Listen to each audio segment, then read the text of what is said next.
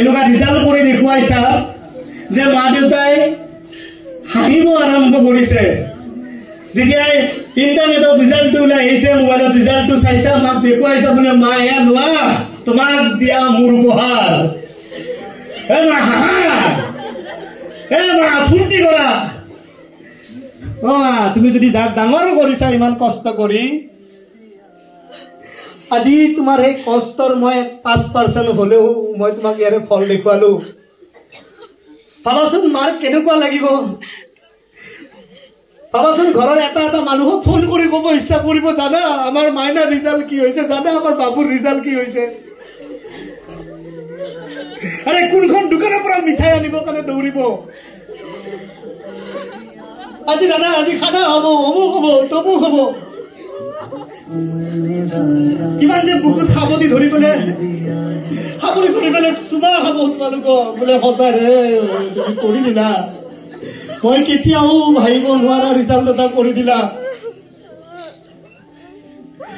কিমান যে হাঁহিব, কিমান যে ফূৰ্তি কৰিব। তেওঁ হাঁহিছে নে কান্দিছে ধৰিবই নোৱাৰিব।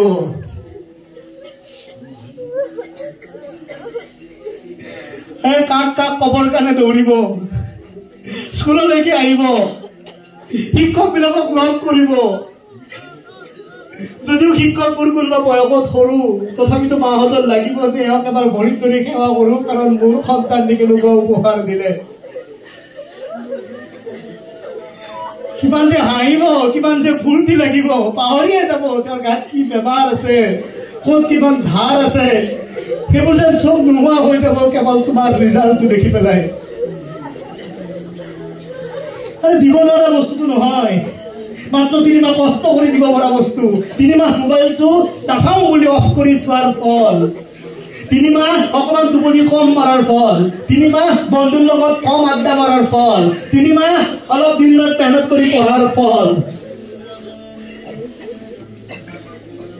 চব সম্ভৱ, চব সম্ভৱ, চব সম্ভৱ।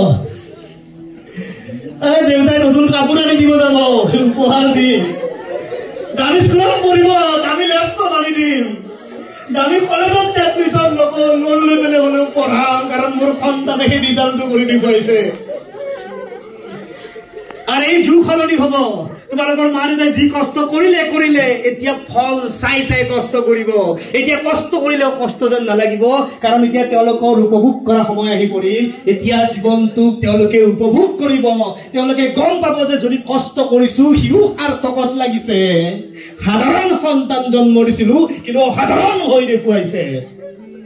বুকু ফিন্দাই কৰি খোজ কাঢ়িব, বুকু ফিন্দাই যাব, মানুহৰ আগত কব অমুকজন জানো মোৰ ছোৱালী, অমুকজন জানো মোৰ সন্তান।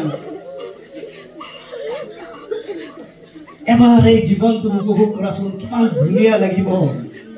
আৰে দুনিয়াই তোমাক বঁটা দিয়ক নিদিয়ক, তোমাৰ মা দেউতাই তোমাৰ কাৰণে যিটো মনোভাৱ লব, সেইটো তোমাৰ কাৰণে আটাইতকৈ ডাঙৰ বঁটা হৈ পৰিব।